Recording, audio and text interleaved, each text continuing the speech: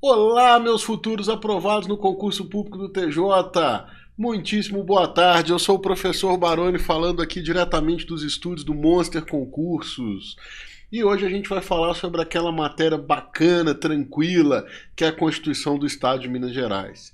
Mas antes da gente começar, aquela dica esperta para você, não deixe de seguir o Monster nas redes sociais, tá aqui as redes sociais do Monster. Sempre a gente tem aquela dica esperta, bacana para vocês, então acompanhem lá, sigam, sempre tem um conteúdo muito interessante. E também não deixe de me seguir nas redes sociais, tá aqui o meu Instagram, professor Baroni, arroba professor Baroni, né? O Instagram, arroba vem na frente. Então, vamos lá, vamos falar um pouquinho sobre a Constituição do Estado de Minas Gerais. Mas antes da gente começar propriamente dito, também não deixe de dar o seu oi ali no chat para eu saber que você está aí, para a gente acompanhar melhor. Dá um alô aí para a gente, fala da cidade que você está falando. E sem mais delongas, vamos começar falando da Constituição do Estado de Minas Gerais. Hoje eu separei especificamente para a gente a parte do Poder Judiciário na Constituição do Estado, que é onde costuma ser mais efetivamente cobrado nos concursos do TJ. Então, vamos lá. O Estado de Minas Gerais se integra com a autonomia política administrativa à República Federativa do Brasil. Nenhuma novidade em dizer que o Estado faz parte aqui da República e que possui autonomia política administrativa. Segunda regra, também uma repetição da regra da Constituição de 88, que vai me dizer que todo o poder do Estado emana do povo, que o exerce por meio de representantes eleitos diretamente nos termos da Constituição da República. E onde eu quero chegar aqui principalmente, que é aqui.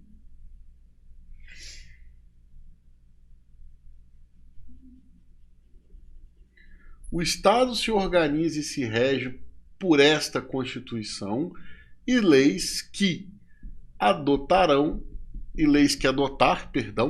observados os princípios constitucionais da República. As constituições estaduais seguem o chamado princípio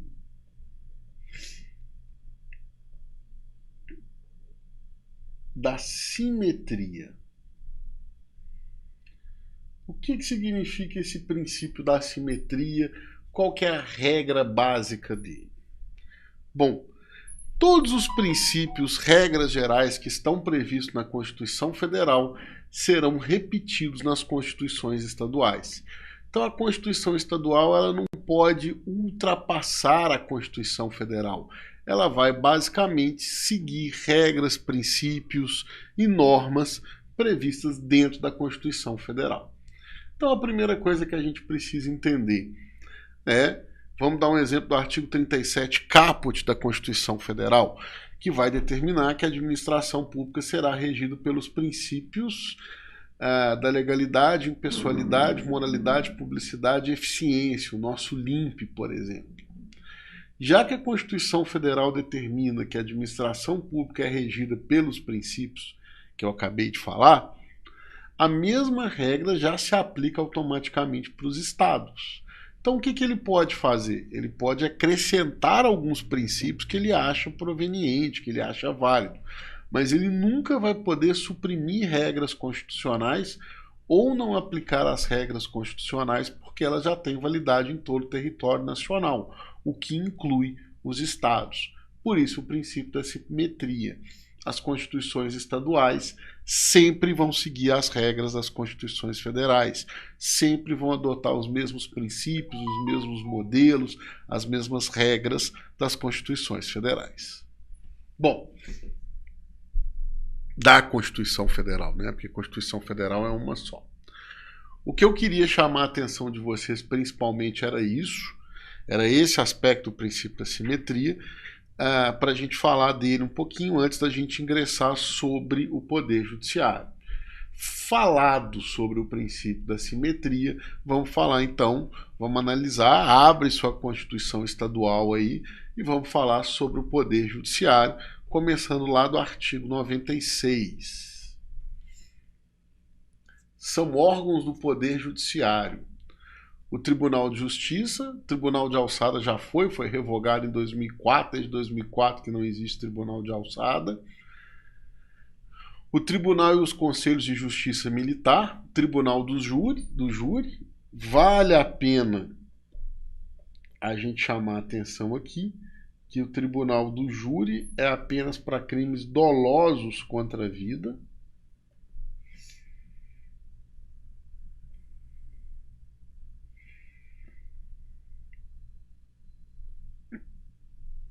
Os juízes de direito e os juizados especiais.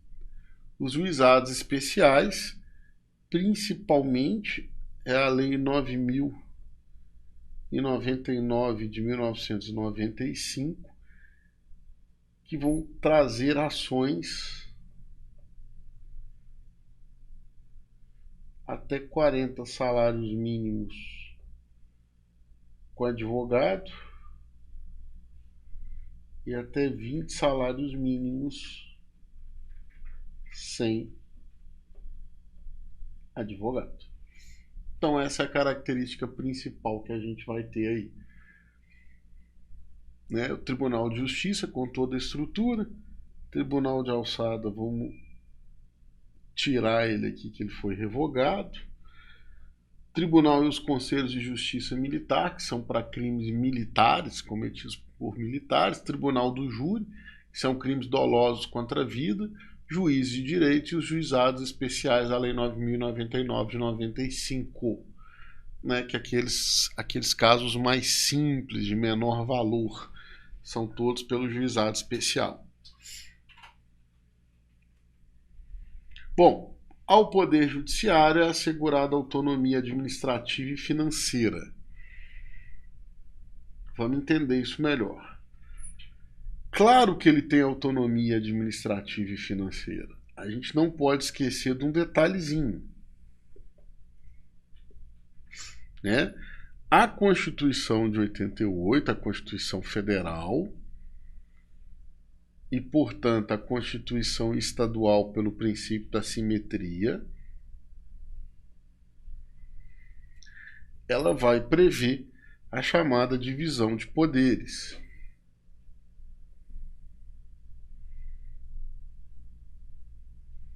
Elencando o poder executivo, o poder legislativo e o poder judiciário. Como regra principal, eles são independentes e harmônicos entre si. Então, uma das características que a gente vai ter é que se eu tenho 3 poderes e eu preciso garantir a autonomia, independência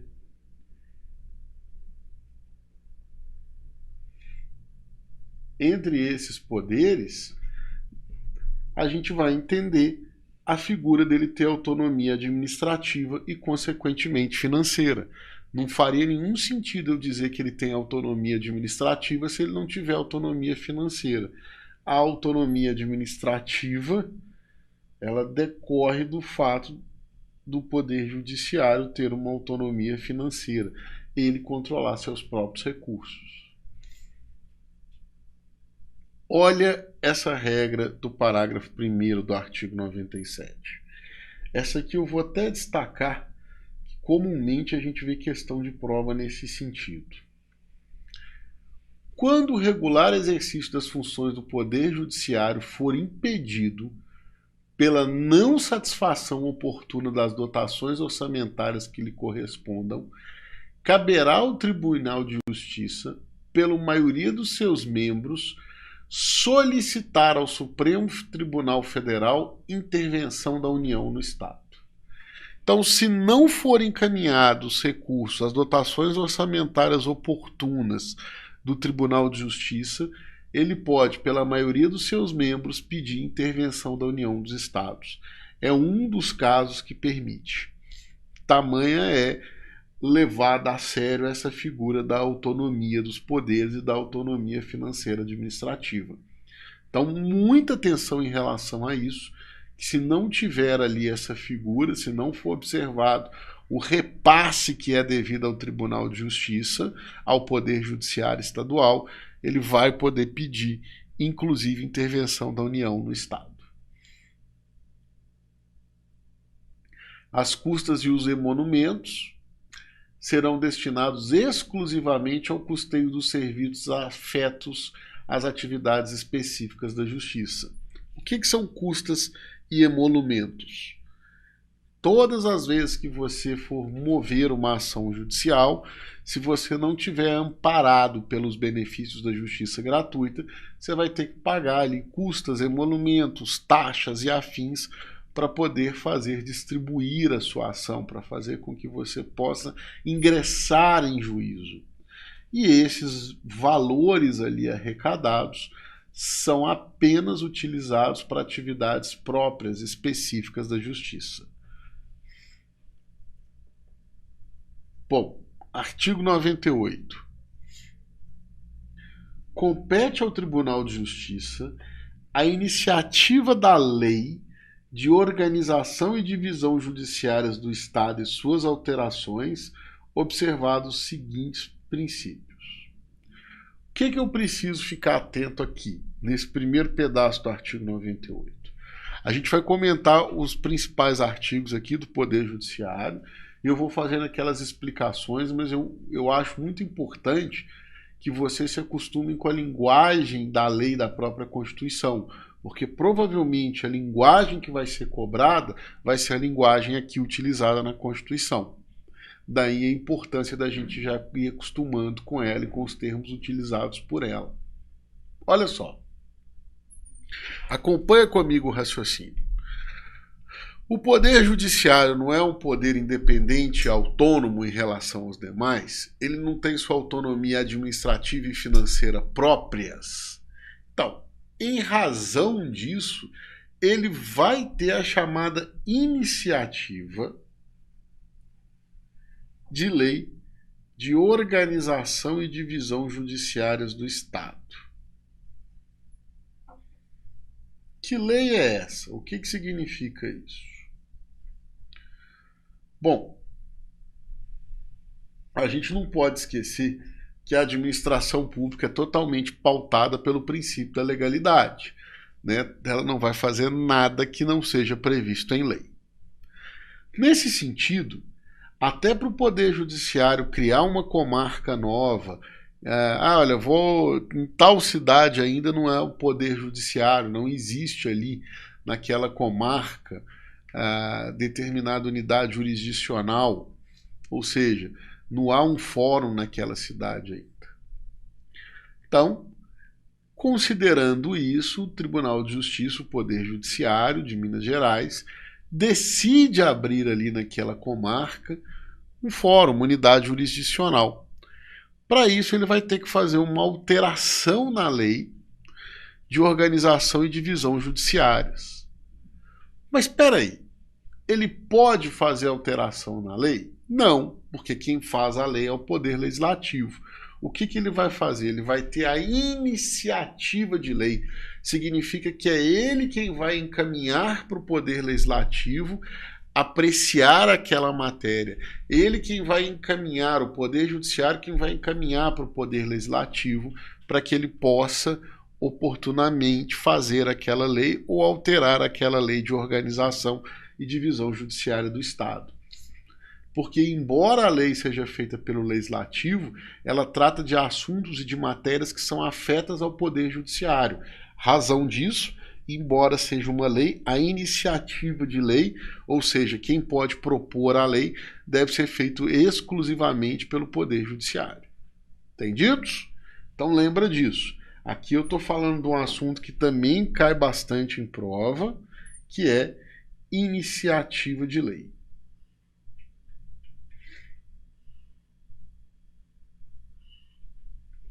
Tranquilos? Vou até destacar isso aqui também.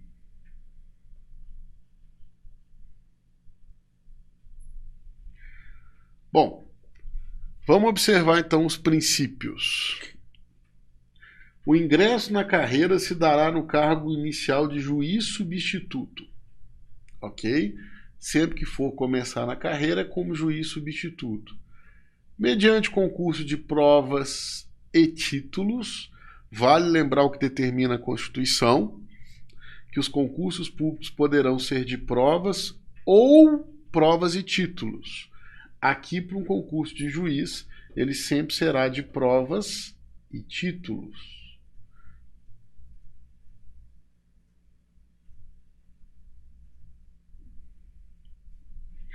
Com a participação da OAB-MG em todas as fases, sendo exigidos o título de bacharel em Direito e no mínimo 3 anos de atividade jurídica e obedecer nas nomeações à ordem de classificação. Beleza? Nenhuma novidade em relação à ordem de classificação, nada que mereça uma observação, mas esse inciso 1 é importante. Sempre provas e títulos e sempre no início de juiz substituto. Bom, promoção de entrância para entrância por antiguidade e merecimento. Alternadamente observado o seguinte, vamos lá, o que é de entrância para entrância? De unidade jurisdicional para unidade jurisdicional, de primeira para segunda instância, sair de juiz substituto para juiz principal, ou ainda sair da condição de juiz para a condição de desembargador. Vamos lá.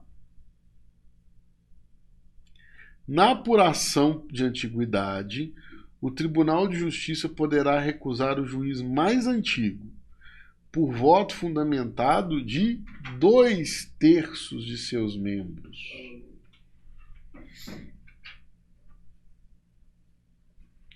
Conforme procedimento próprio, assegurada a ampla defesa e repetindo-se a votação até fixar a indicação. Foi recusado aqui por antiguidade, seria o juiz mais antigo, foi recusado. A promoção por merecimento pressupõe 2 anos de exercício na respectiva entrância, desde que o juiz a primeira quinta parte da lista de antiguidade dessa, salvo se não houver com tais requisitos quem aceite o lugar vago.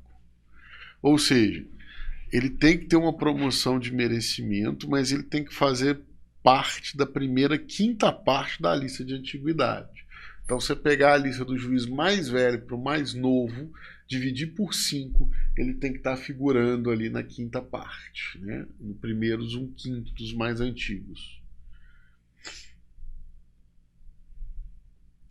A promoção por merecimento, atendido o disposto na linha anterior, resultará na lista tríplice, organizada pelo Tribunal de Justiça, composta pelos nomes mais votados dentre os que tenham obtido maioria de votos dos membros do órgão e procederá para alcançá-la a até 3 votações, examinados em primeiro lugar os remanescentes de lista anterior. Então, é assim que funciona a promoção por merecimento. Pega-se ali os remanescentes da lista anterior, da lista tríplice. Por que é chamada de lista tríplice? Porque são 3 nomes. Pega-se os remanescentes dessa lista e vão fazer as votações até que seja indicado ali o nome de quem vai ser promovido por merecimento. Tá, mas o que determina essa promoção por merecimento? O que diz que é merecimento? O que o cara tem que fazer para ser considerada ali uma promoção por merecimento? A aferição do merecimento será feita conforme o desempenho, observados os critérios objetivos de produtividade e presteza no exercício da jurisdição, a frequência e o aproveitamento em cursos de aperfeiçoamento, oficiais ou reconhecidos, bem como o funcionamento regular dos serviços judiciais na comarca. Então, basicamente, ele deve observar os critérios objetivos que são lançados de produtividade e presteza, e ainda ser frequente em cursos de aperfeiçoamento. Então, esses critérios aqui são os critérios de merecimento.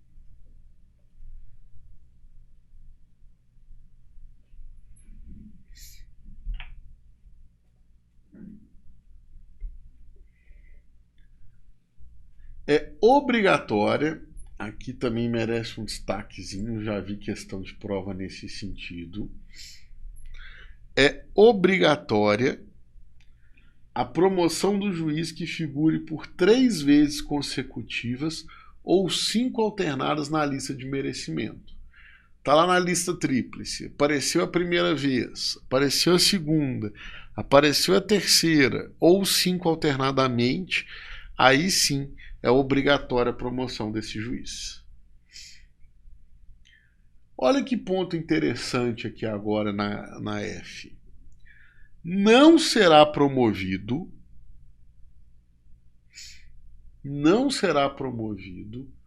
ou removido a pedido. Então a gente já tem aqui um conceito importante. Removido a pedido.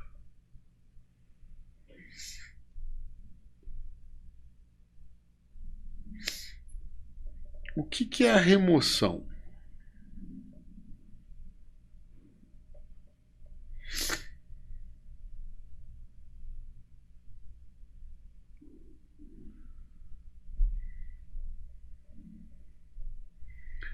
A remoção, ela vai ocorrer quando o servidor público estiver ocupando um cargo e for ocupar um outro cargo, porém em outro lugar, em outra cidade, em outra comarca. Então ele ele vai ser removido. Ele vai sair de uma comarca, de uma comarca, de uma unidade jurisdicional para outra. Então a remoção é em maneiras gerais,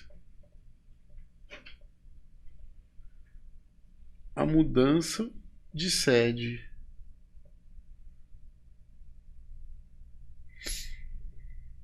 A mudança de sede.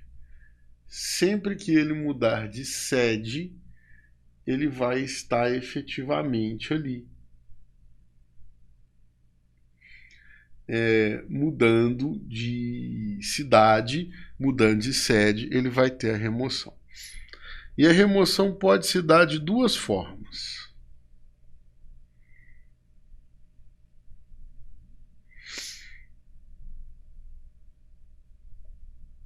De ofício,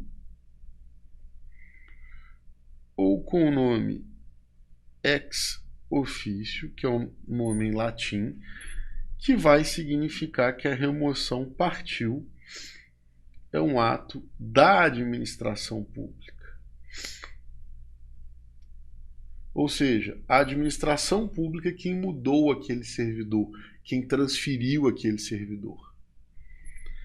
E a pedido.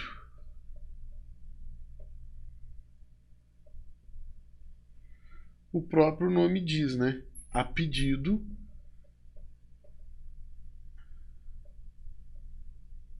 do próprio servidor.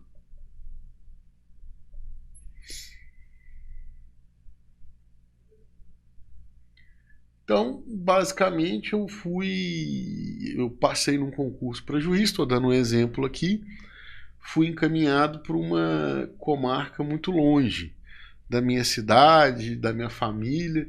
Então eu vou querer voltar para mais perto, eu vou querer ir para minha cidade. Nesse caso, eu vou pedir a minha remoção. Ok? Então, remoção é isso, é quando ele está mudando de sede, ele está mudando de local. Remoção de ofício ou remoção a pedido. A gente vai ver um pouquinho mais adiante que essa remoção de ofício ela não funciona tão bem assim não. Não para juízes, pelo princípio da inamovibilidade do juiz. Então, por hora, é só para vocês entenderem, mas por hora vamos ficar com a remoção a pedido aqui, que é que a gente vai ter efetivamente funcionando para juiz.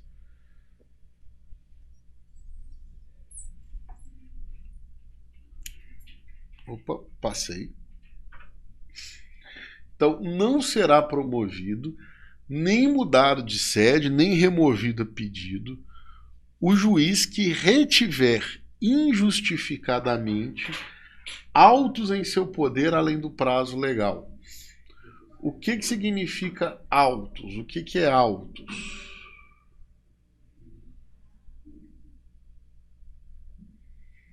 Autos é o processo. O processo se chama autos. É quando se pega aqueles monte de documentos ali, apensa ele, ou seja, coloca ele numa pastinha, isso é chamado de autos. Hoje os autos são digitais, hoje o processo é todo digital pelo sistema PJE.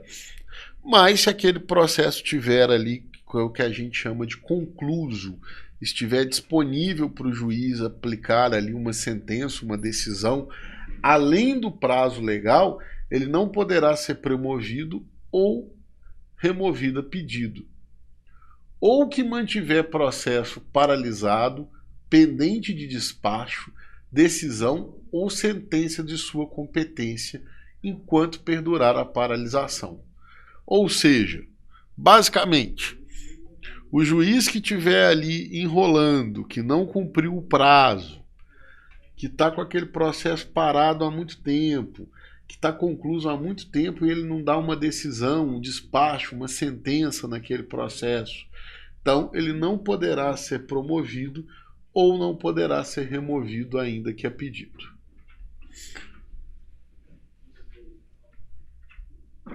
O acesso ao Tribunal de Justiça ou ao Tribunal de Justiça Militar far-se-á alternadamente por antiguidade e merecimento, apurados respectivamente entre os juízes de direito da entrância mais elevada e entre os juízes auditores. Na Justiça Militar, recebe-se o nome de juízes auditores. Então, uma vez é promoção por merecimento, uma vez promoção por antiguidade, uma vez promoção por merecimento, a outra vai ser por antiguidade. Sempre vai ser observado assim, alternadamente, entre antiguidade e merecimento. Beleza? Vamos continuar. Só tomar uma aguinha aqui.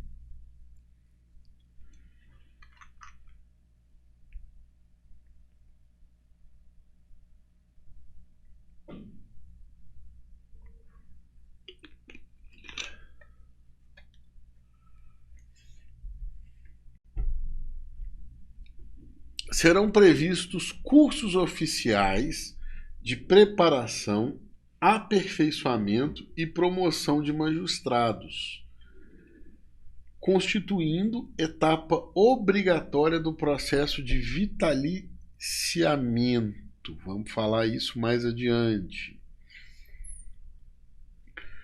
E participação em curso oficial ou reconhecido por Escola Nacional de Formação e aperfeiçoamento de magistrados. Bom, o que a gente tem aqui? Preparação, aperfeiçoamento e promoção é etapa obrigatória no processo de vitaliciamento, a partir de curso oficial reconhecido pela Escola Nacional de Formação e Aperfeiçoamento de Magistrados. Vamos circular aqui o vitaliciamento.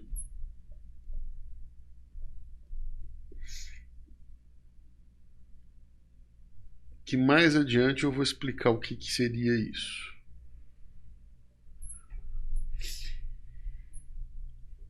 Aposentadoria dos magistrados e pensão dos dependentes observarão disposto no artigo 36 dessa Constituição. Por enquanto a gente não vai falar disso, mais adiante. Olha que interessante, outro aspecto que merece aqui.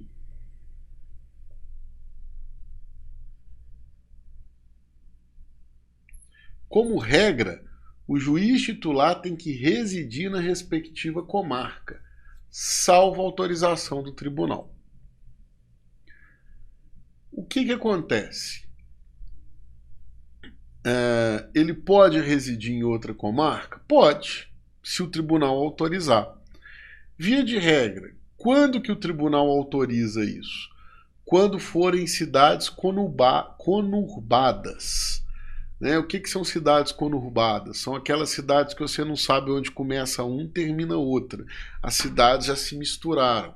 Seria o exemplo ali de Belo Horizonte, Contagem, Betim, Sabará. Então ele pode ser juiz, por exemplo, em Contagem, pedir autorização do tribunal e morar em Belo Horizonte. Se o tribunal autorizar, não há problema. Entendidos? Mas como regra, o que a gente precisa lembrar dessa regrinha aqui para a prova? Regra que o juiz deve residir na respectiva comarca.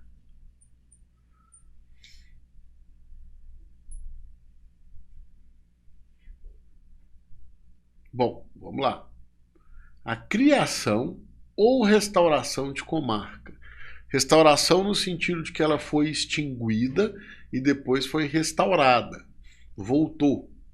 Ou vara, importará a previsão das respectivas estruturas administrativa, judiciária, notarial e de registro definidas na Lei de Organização Judiciárias.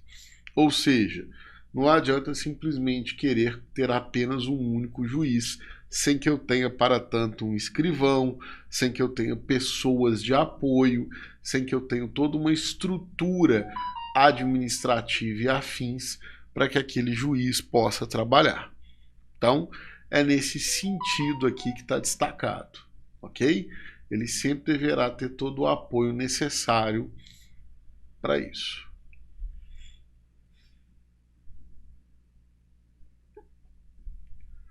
O ato de remoção, disponibilidade e aposentadoria do magistrado por interesse público fundar-se-á em decisão pelo voto de maioria absoluta dos membros do Tribunal ou do Conselho Nacional de Justiça, assegurados a ampla defesa. Bom, esse aqui a gente tem muita coisa para explicar. Vamos entender isso. Remoção seria remoção ex officio. A disponibilidade, o que é disponibilidade? É quando ele continua recebendo, mas está à disposição da administração pública, aguardando verificar o que vai ser feito, em que lugar ele vai voltar a trabalhar, se vai a trabalhar. Ou aposentadoria, nesse caso, seria uma aposentadoria compulsória. Por que compulsória? Porque ele foi removido, colocado em disponibilidade ou aposentado, não por tempo, não por nada nesse sentido, mas por simplesmente questões de interesse público.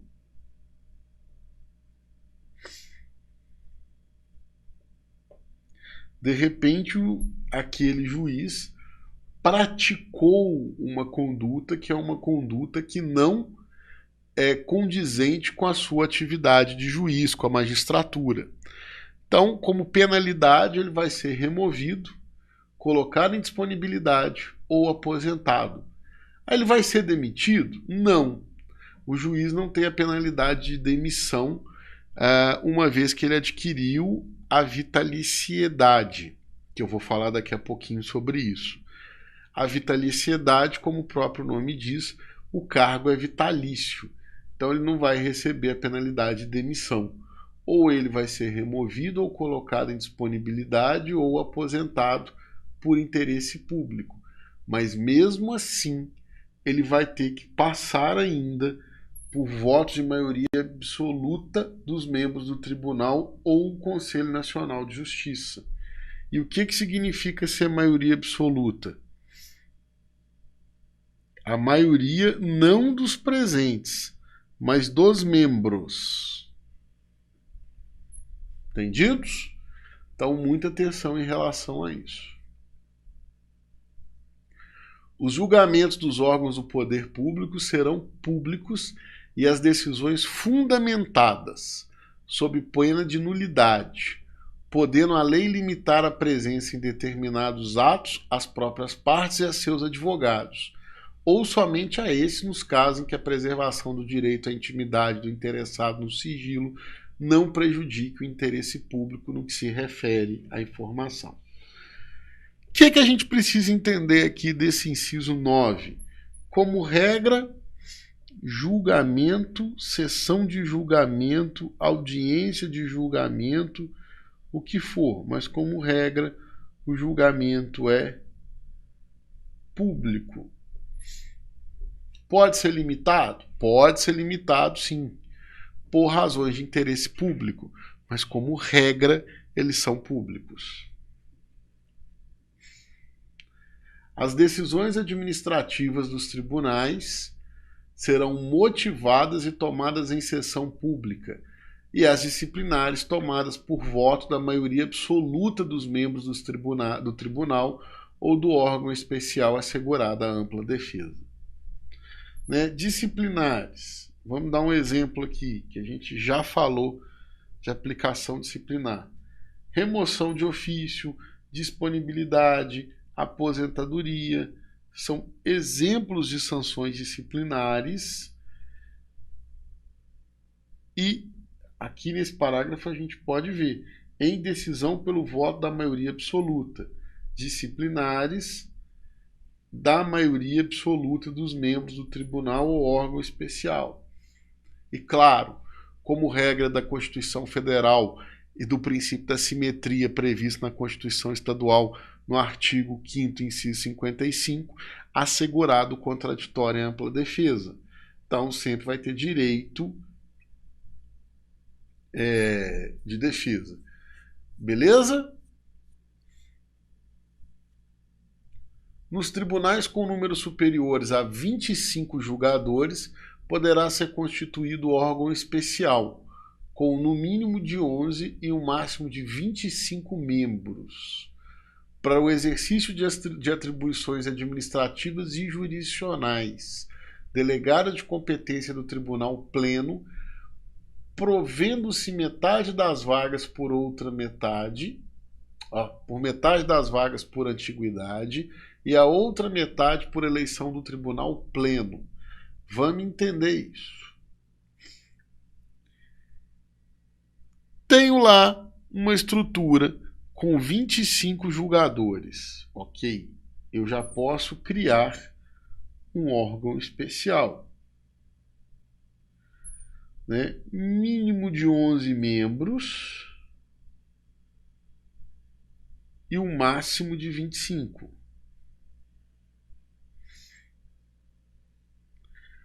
O que esse órgão faz? As atribuições administrativas e jurisdicionais.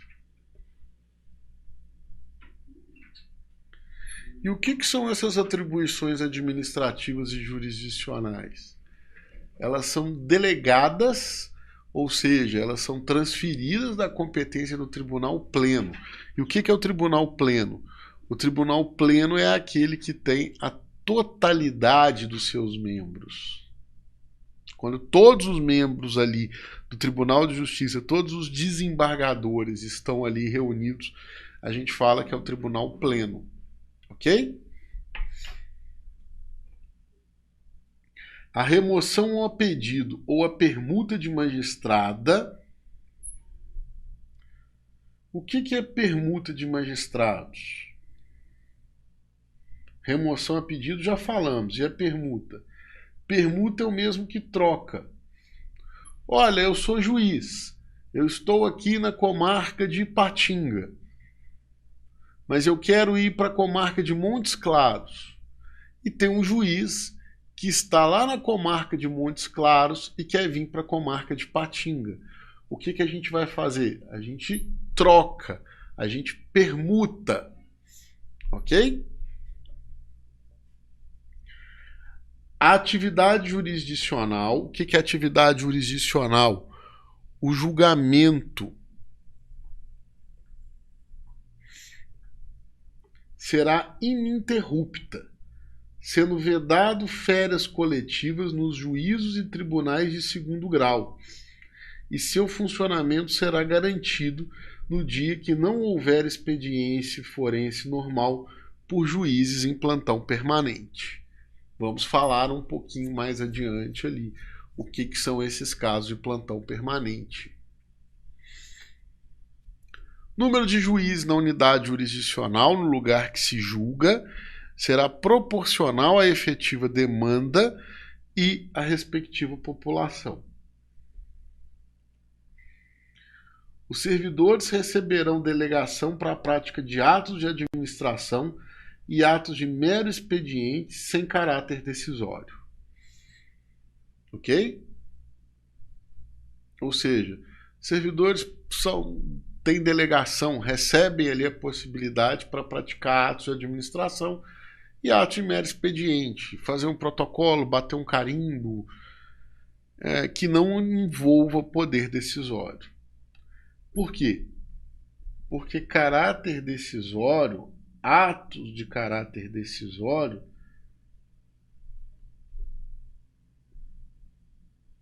eles são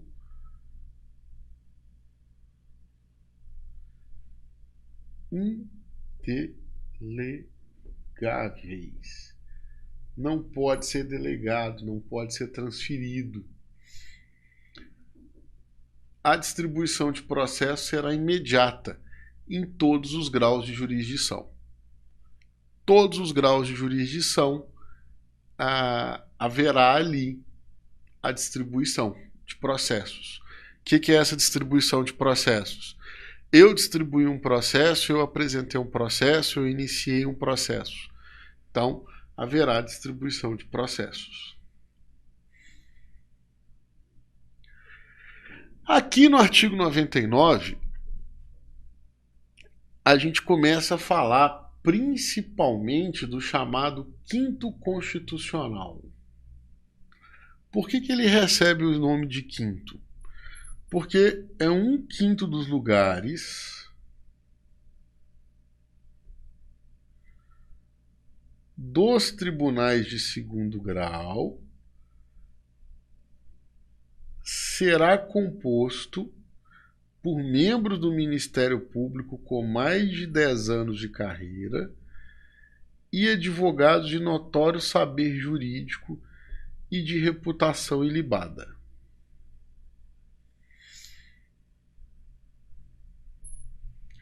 Com mais de 10 anos de efetiva atividade profissional, indicado pelos órgãos de representação das respectivas classes em lista sêxtupla. Então, cada um ali envia uma lista com 6 nomes. Recebida isso, o Tribunal de Justiça vai formar uma lista com 3 nomes e vai enviar ao governador do estado, que nos 20 dias subsequentes escolherá um dos seus integrantes para nomeação. Então, presta atenção aqui, que aqui tem uma maldade. Quais são as formas de acesso para me tornar um desembargador ali em segundo grau? Ou por antiguidade, ou por merecimento, ou pelo chamado quinto constitucional. Membros da advocacia e membros do Ministério Público são indicados, formam a lista sêxtupla, encaminham isso para o tribunal vai formar a lista tripla, e essa lista tripla vai ser enviada ao governador do estado, que tem 20 dias para escolher o membro. Ok? É assim que funciona. Então, muita atenção em relação a isso, que é dessa forma que vai funcionar ali. Não esqueça, antiguidade, merecimento e o quinto constitucional. São 3 formas de acesso ali aos desembargadores, a me tornar um desembargador. Beleza? Vamos continuar aqui e vamos falar sobre as garantias do magistrado. A vitaliciedade, a inamovibilidade e irredutibilidade por vencimento do subsídio. Bom,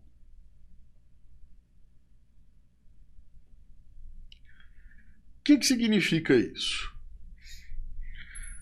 Vitaliciedade significa que o cargo do juiz é vitalício. Essas três características aqui, elas existem para garantir a imparcialidade.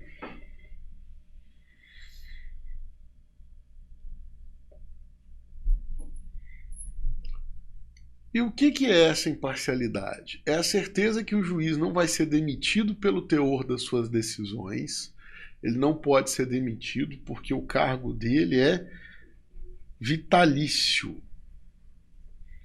É o princípio da vitaliciedade. O cargo dele é vitalício.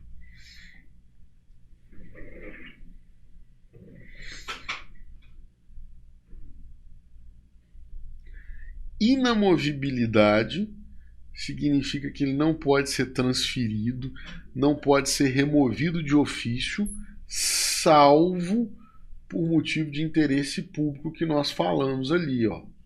Observado o artigo 98. O que o artigo 98 vai falar? Por questões de interesse público. A gente pode até voltar no artigo 98 aqui, ó. Vamos lá. Compete ao Tribunal de Justiça a iniciativa e suas alterações observados os seguintes princípios. Peraí, cadê? Não será promovido ou removido a pedido. Aqui, ó. Serão previstos cursos especiais de vitaliciamento. Ele fala disso. Tá aqui, achei. O ato de remoção, disponibilidade e aposentadoria do magistrado por interesse público. Ainda assim, quando a gente fala em interesse público, tem que lembrar que tem que ser voto da maioria absoluta dos membros do tribunal.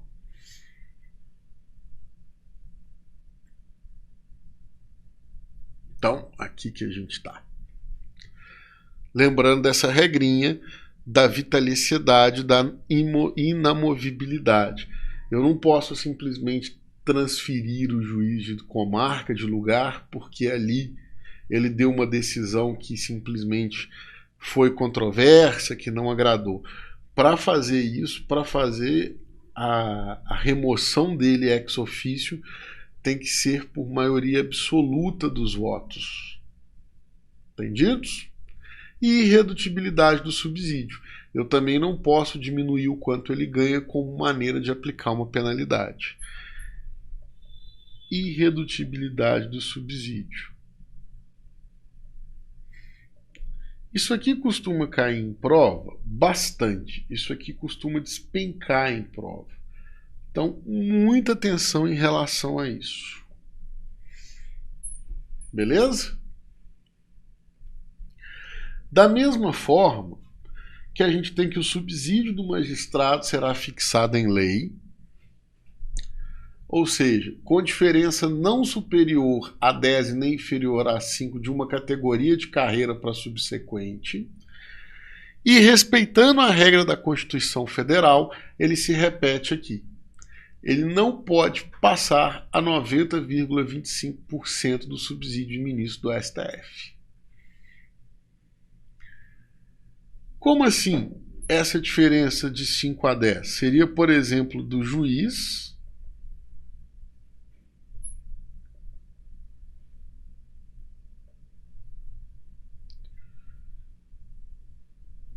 para o desembargador. Então aqui eu tenho uma diferença de 5 a 10%. O desembargador ganha 5 a 10% a mais que o juiz. E o desembargador vai ganhar, no máximo, 90,25% do subsídio do ministro do STF. Entendidos? É bem tranquilo também essa parte, esse entendimento.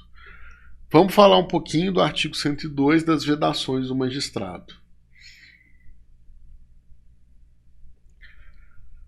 Ao magistrado é vedado, é proibido exercer, ainda que em disponibilidade, outro cargo em função, salvo uma atividade, uma função, outro cargo de magistério. O juiz, o desembargador, não pode ter outra atividade que não seja lecionar. A única atividade permitida para ele é o magistério.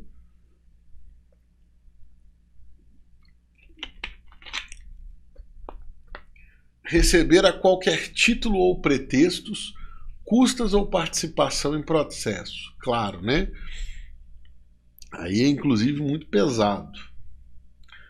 Dedicar-se à atividade político-partidária é vedado. Receber qualquer título ou pretexto, auxílio ou contribuição de pessoa física ou entidade pública ou privada, ressalvadas exceções previstas em lei.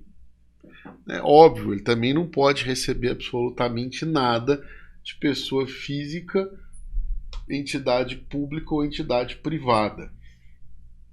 É vedado a isso. Exercer advocacia no juízo ou tribunal do qual se afastou por aposentadoria ou exoneração, antes de decorrido 3 anos do afastamento do cargo. Me aposentei ontem, hoje mesmo eu já volto a advogar aqui nesse tribunal. Não, aí seria ali utilizar-se da minha influência. Não pode, ele tem que esperar o prazo de 3 anos.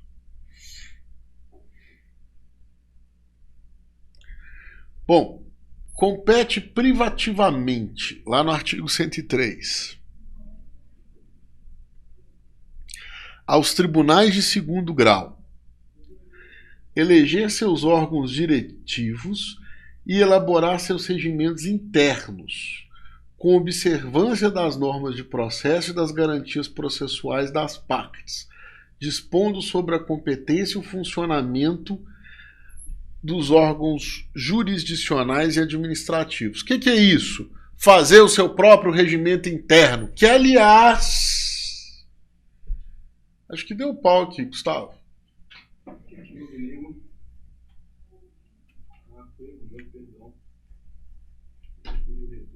Vamos lá.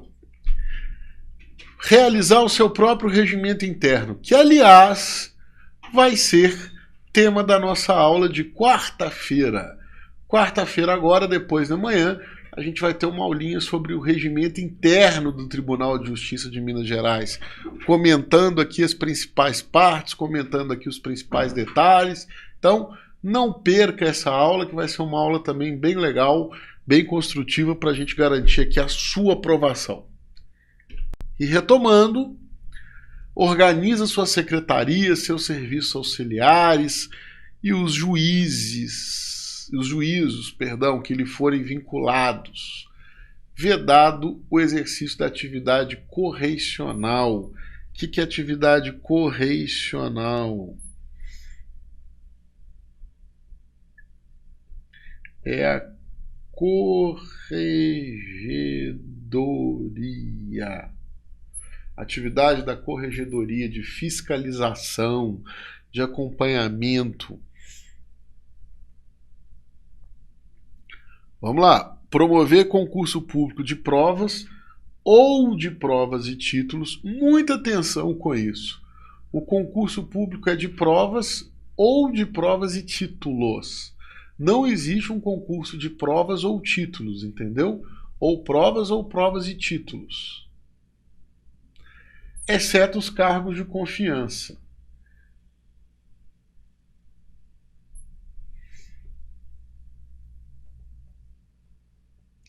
Conceder licenças, férias e outros afastamentos a seus membros e a juízes e servidores que forem imediatamente vinculados, bem tranquilo. E ao Tribunal de Justiça. Prover os cargos de juiz de carreira da respectiva jurisdição, expedir decisão normativa em matéria administrativa de economia interna do Poder Judiciário, ressalvada a autonomia administrativa do Tribunal de Justiça, e, por iniciativa do seu presidente, elaborar seu regimento interno, organizar sua secretaria e os serviços auxiliares e aos juízos que lhe forem vinculados. Beleza? Então, esse aqui eram os pontos principais que eu tinha destacado para o nosso bate-papo de hoje, para a gente elencar aqui essas questões principais da Constituição Estadual.